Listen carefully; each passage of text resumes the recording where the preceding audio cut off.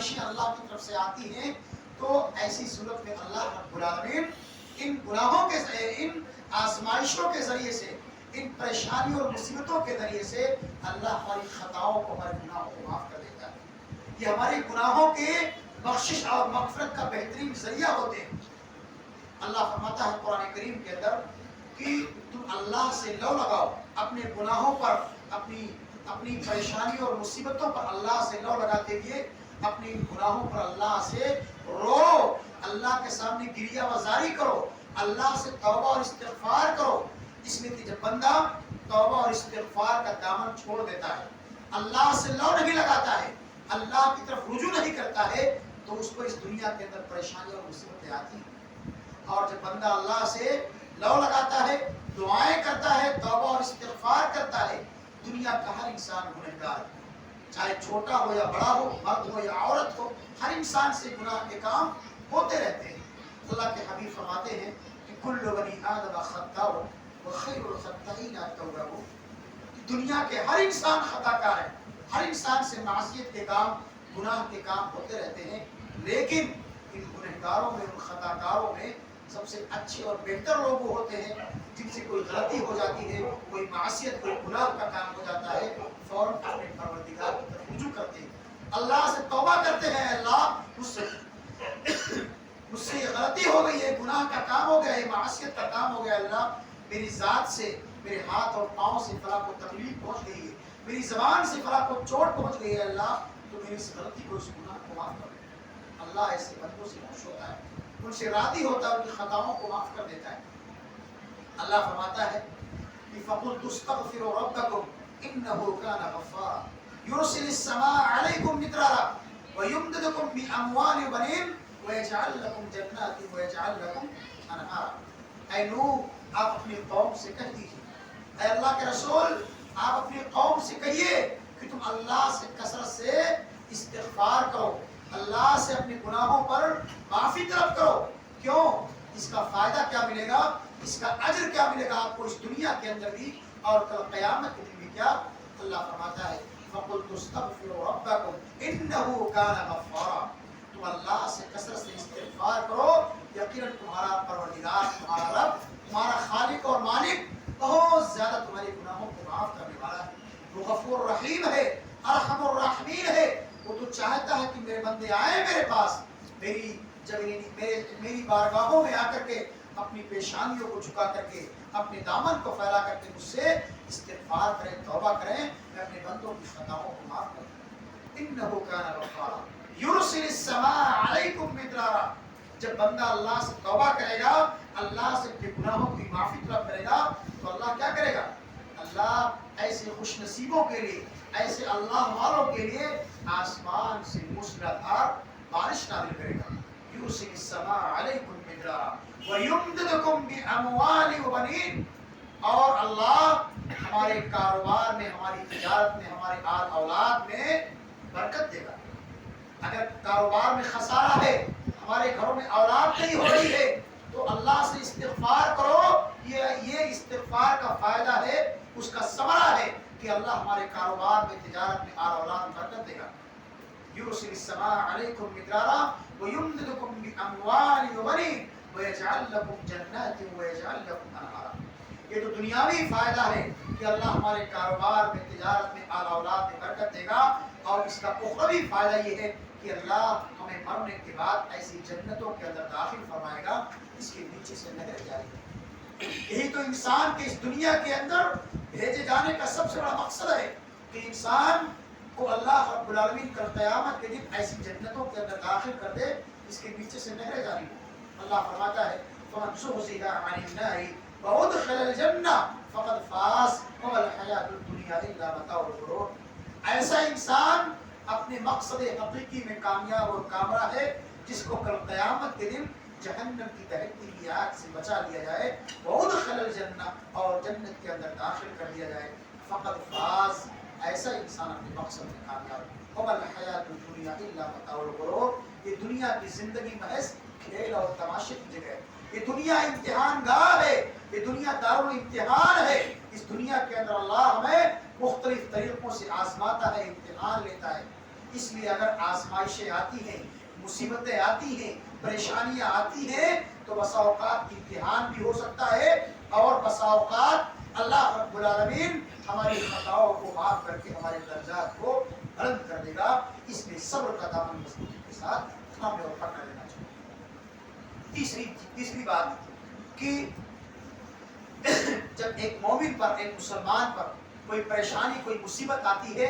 ایسی صورت میں ایک مومن کا شیوا اور کردار یہ ہونا چاہیے کہ وہ کتاب اللہ اور سنت رسول کی رسی کو مضبوطی کے ساتھ تھامے اور پکڑے رہے۔ کتاب اللہ اور سنت رسول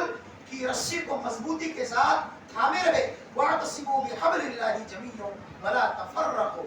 کہ اللہ کی رسی کو مضبوطی کے ساتھ تھامے رہو،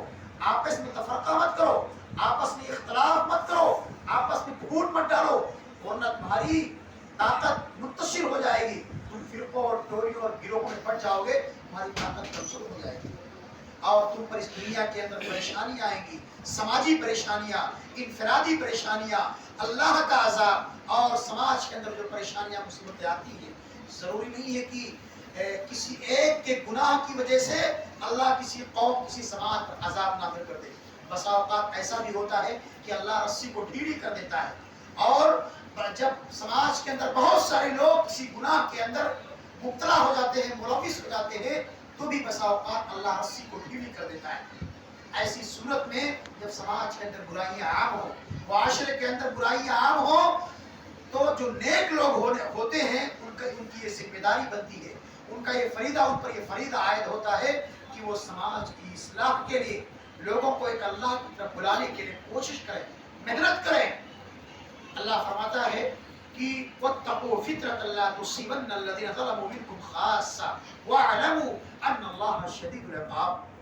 کہ اللہ کا عذاب بہت سخت ہے۔ اللہ کا عذاب جب آتا ہے تو اس کی پکڑ سے کوئی بچ نہیں پاتا، اس لیے اس دنیا کے اندر رہتے ہوئے، سماج کے اندر رہتے ہوئے، معاشرے کے اندر رہتے ہوئے ہم کو اور آپ کو میل محبت کے ساتھ رہنا چاہیے، اور اللہ کی رسی کو مضبوطی کے ساتھ تھامے رہنا چاہیے۔ اللہ کی رسی سے مراد کتاب اللہ، قرآن کریم، اور رسول اللہ کی رسی سے مراد آپ کی صحیح احادیث ہیں۔ اللہ کے رسول کی تمام صحیح حدیث ہم تک پہنچتی ہے تواتر کے ساتھ، ان پر عمل کرنا یہ ایک مسلمان کی، ایک مومن کی ذمہ داری ہے۔ اللہ نے فرمایا وَمَا آتَاكُمُ الرَّسُولُ فَخُذُوهُ وَمَا نَهَاكُمْ عَنْهُ فَانْتَهُوا، رسول تمہیں جو کچھ دے، جن کاموں کے کرنے کا حکم دے، اس کو اختیار کرو، اس کو مانو، اس کو اپناؤ، اور جن چیزوں کے کرنے سے روک دے، اس سے رک جاؤ۔ جب ہم اور آپ اللہ کے رسول کی تعلیمات کو بالائے طاق رکھ دیں گے، اللہ کے رسول کی صحیح احادیث کو پس پشت ڈال دیں گے، کتاب اللہ اور سنت رسول کی تعلیمات کو بھلا دیں گے، تو اس دنیا کے اندر یقیناً اللہ رب العالمین کا عذاب آئے گا، پریشانیاں آئیں گی، مصیبتیں آئیں گی۔ آپ دیکھیے غزوہ احد کے موقع پر بہت ساری مثالیں کتاب اللہ اور سنت رسول کے درمیان موجود ہے۔ ایک مثال کہ غزوہ احد کے موقع پر اللہ کے رسول جناب محمد رسول اللہ صلی اللہ علیہ وسلم نے تقریباً 50 صحابہ کرام رضی اللہ عنہم اجمعین کو احد کی اس پہاڑی پر کھڑا کر دیا تھا، تیر اندازوں کو متعین کر دیا تھا کہ کفار و مشرکین جب پیچھے سے حملہ کریں گے تو تم ان کا مقابلہ کرنا، اور اللہ کے رسول صحابہ کرام کی ایک جماعت کے ساتھ کفار و مشرکین سے جہاد کرنے کے لیے احد کے میدان میں خیمہ زن ہیں۔ حضرت خالد بن ولید رضی اللہ تعالیٰ عنہ جو اس وقت اسلام نہیں لائے تھے، مسلمان نہیں ہوئے تھے، وہ کفار کی طرف سے لڑائی کرنے کے لیے، مسلمانوں سے جہاد کرنے کے لیے آئے تھے، اور کافروں سے ہٹ کر کے سواروں کے ساتھ ایک دوسری جگہ پر اس پہاڑی کے پیچھے کھڑے ہوئے تھے۔ جب صحابہ کرام رضی اللہ عنہم اجمعین کفار و مشرکین سے جہاد کرتے ہوئے فتح یاب ہو گئے، کامیاب ہو گئے، جنگ جیت گئے، تو وہ صحابہ کرام جو اس پہاڑی پر کھڑے تھے، جن کے بارے میں اللہ کے رسول کی سخت تاکید تھی کہ چاہے ہم جنگ جیتیں یا جنگ ہاریں، تو اپنی جگہ کو مت چھوڑنا، اس پہاڑی کو مت چھوڑنا، چاہے ہم جنگ جیتیں یا جنگ ہاریں۔ لیکن صحابہ کرام رضی اللہ عنہم اجمعین نے دیکھا کہ صحابہ کرام یا نبی جنگ جیت چکے ہیں، تو وہ بھی مال غنیمت کو سمیٹنے کے لیے اس پہاڑی کو چھوڑ کر کے صحابہ کرام یا نبی کے ساتھ شامل ہو جاتے ہیں۔ مسلمانوں کے جو قائد ہوتے ہیں، تیر اندازوں کے جو قائد ہوتے ہیں، حضرت عبداللہ ابن زبیر رضی اللہ تعالیٰ عنہ وہ اللہ کے رسول کا وعدہ ان صحابہ کرام کو یاد دلاتے ہیں کہ اللہ کے رسول نے سختی کے ساتھ ہم کو اس بات کا حکم دیا ہے کہ چاہے ہم جنگ جیتیں یا جنگ ہاریں اس پہاڑی کو نہیں چھوڑنا ہے. صحابہ کرام نے کہا ہم جنگ جیت چکے ہیں، اب یہاں ہمارا کھڑا ہونا کوئی مطلب نہیں. چنانچہ اکثر صحابہ کرام تقریباً 40 صحابہ کرام اس پہاڑی کے اس درے کو چھوڑ کر کے مسلمانوں کی صحابہ کرام کی صفوں میں شامل ہو جاتے ہیں اور مال غنیمت کو سمیٹنے لگتے ہیں. حضرت خالد بن ولید رضی اللہ عنہ اس چیز کا باریک بینی کے ساتھ معائنہ کرتے ہیں اور اسی اہم مقصد کے لیے وہ کھڑے ہوئے تھے. جب دیکھتے ہیں کہ مسلمان اس جگہ اس پہاڑی کو یا اپنی اس جگہ کو چھوڑ کر کے جنگ کے اس میدان میں جا چکے ہیں، انہوں نے پہاڑی کا اس لمبا سفر کاٹ کر کے فاصلہ کاٹ کر کے ان تمام صحابہ کرام کو اپنی تیروں سے شہید کر دیتے ہیں. جو 10 صحابہ کرام اس پہاڑی پر موجود تھے ان کو اپنی تیروں سے شہید کر دیتے ہیں اور اس کے بعد پیچھے سے مسلمانوں پر حملہ کر دیتے ہیں. مسلمان بوکھلا اٹھتے ہیں، مسلمان پریشان ہو جاتے ہیں. اس کے بعد پیچھے سے بھی مسلمانوں پر حملہ ہوتا ہے اور جو کفار جنگ چھوڑ کر بھاگ رہے ہوتے ہیں وہ بھی خالد بن ولید کو دیکھ کر کے یا ان کے ہاتھ میں جو پرچم ہوتا ہے اس کو دیکھ کر کے پھر وہ واپس پلٹ آتے ہیں اور مسلمان چکتی کے دونوں پارٹوں کے درمیان پس اٹھتے ہیں اور مسلمانوں کو بہت تکلیف پہنچتی ہے. یہاں تک کہ اللہ کے رسول جناب محمد رسول اللہ صلی اللہ علیہ وسلم کو اتنی تکلیف پہنچتی ہے، آپ کو پتھر مارے جاتے ہیں، آپ کے دندان مبارک شہید کر دیے جاتے ہیں، آپ کو اتنی خطرناک تلوار مارے جاتے ہیں کہ خود کی جو ہے کڑیاں جو ہے اللہ کے رسول کے رخسار مبارک پہ پھنس جاتی ہیں، آپ کے دندان مبارک ٹوٹ جاتے ہیں، شہید ہو جاتے ہیں. اس غزوے میں مسلمانوں کی ایک معمولی غلطی کی وجہ سے، نبی کی ایک معمولی نافرمانی کی وجہ سے کہ اللہ کے رسول نے کہا تھا کہ ہم جنگ جیتے یا جنگ ہارے آپ کو اپنی جگہ نہیں چھوڑنا ہے، لیکن صحابہ کرام مال غنیمت کو سمیٹنے کے چکر میں جب اس پہاڑی کو چھوڑ دیتے ہیں. انجام کیا ہوتا ہے؟ جیتی ہوئی جنگ صحابہ کرام ہار جاتے ہیں اور مسلمانوں کو صحابہ کرام کو تکلیف پہنچتی ہے، نبی کو خود تکلیف پہنچتی ہے اور جس اتنی تکلیف پہنچتی ہے کہ اس تکلیف کو اللہ کے رسول اپنے آخری دور تک اس کو محسوس کرتے ہیں.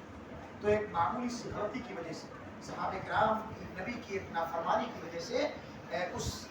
جیتی ہوئی جنگ کو صحابہ کرام شکست میں تبدیل کر دیتے ہیں. تو اس طرح سے اگر ہم